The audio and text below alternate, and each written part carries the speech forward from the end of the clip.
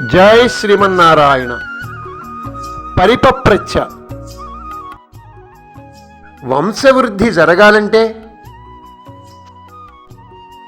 గౌతముని శాపం వల్ల ఇంద్రుడు భయంతో కంపిస్తున్న ముఖం కలిగి అగ్ని మొదలగు దేవతలతో మాట్లాడుతూ, గౌతముని తపస్సు పరిపూర్ణమైతే దేవతలందరూ తమ తమ పదవులను కోల్పోతారు.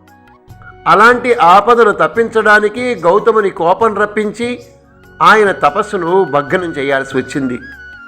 దేవకార్యము నెరవేరింది. ఫలితంగా నేను శాపాన్ని పొంది నా అండములను కోల్పోయాను. అహల్య కూడా శాపగ్రస్తురాలై అక్కడే ధూళిలా పడి ఉంది. దేవతలందరి కోసం నేను ఈ పని చేశాను.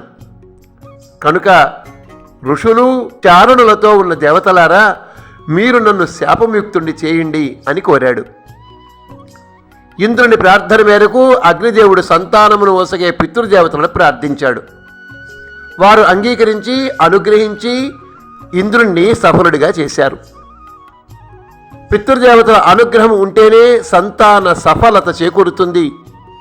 అందుకే మానవుడు పితృదేవతల ప్రీతికై తర్పణాది పిండ పితృయజ్ఞాల వంటి కర్మలన్నీ విధిగా చేయాలి. విశ్వామిత్రుడు రామునికి ఆ వృత్తాంతాన్ని వివరాలని చెప్తూ, రామా, గౌతముని శాప కారణంగా ఆనాటి నుండి అహల్య ధూళి రూపంలో ఇక్కడే ఉంది. రామా, ఈ ఆశ్రమంలో ప్రవేశించు. దేవరూపిణి మహానుభావురాలైన అహల్యను శాప విముక్తురాల్ని చేయి అని చెప్పాడు. రామలక్ష్మణులు విశ్వామిత్రుడితో కలిసి ఆశ్రమంలోకి ప్రవేశించారు. ఆ ఆశ్రమంలో రామపాద స్పర్శ మాత్రము చేతనే అహల్యకు శాప విమోచనం జరిగింది. ఆమె దివ్య కాంతితో ప్రకాశిస్తూ తన స్వస్వరూపాన్ని పొందింది. వృద్ధురాలైన ఆ మునిపత్నిని చూసి రామలక్ష్మణులు ఆమె పాదముల పట్టి నమస్కరించారు. గౌతముని ఆజ్ఞను అనుసరించి ఆమె వారికి ఆతిథ్యమిచ్చింది. రాముడు సంతోషంతో స్వీకరించాడు. ఈ వృత్తాంతం వల్ల మానవ మాతృడు బాలుడు అయిన రాముడు గౌతముని పత్ని అహల్యకు నమస్కరించాడు. తాను ఎంతటి వాడైనా తనకంటే పెద్దలను చూసేటప్పుడు వాళ్లకు నమస్కరించుట కర్తవ్యమని, తన ప్రభావం వల్లే ప్రయోజనం చేకూరింది అని ఎక్కడా గర్వపడకుండా వినయంతో మెలగాలి అని మనకి తెలియజేస్తోంది. అహల్య శాప విమోచనం కలగగానే పుష్పవర్షం పడింది.